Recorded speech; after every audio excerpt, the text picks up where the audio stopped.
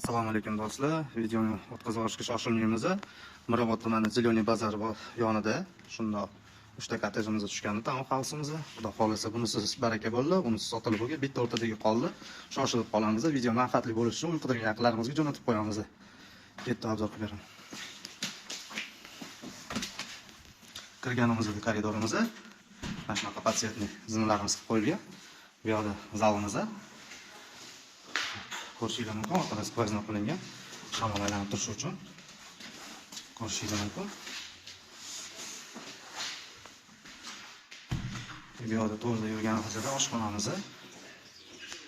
Kuxni mebellari qo'yib beriladi, faqat texnikasi bo'lmaydi. Bu yoqda shkafimizni qo'yib beramiz. Qolganini ikkinchi etaj ko'rsataman. Ikkinchi etajga chiqqanimiz mana shunaqa lyustralar qo'yilgan o'zi. Hop, to'rdagi xona disk ispaniya bo'ladi. Ham cho'qli pol, ham batareyalar qo'yilgan.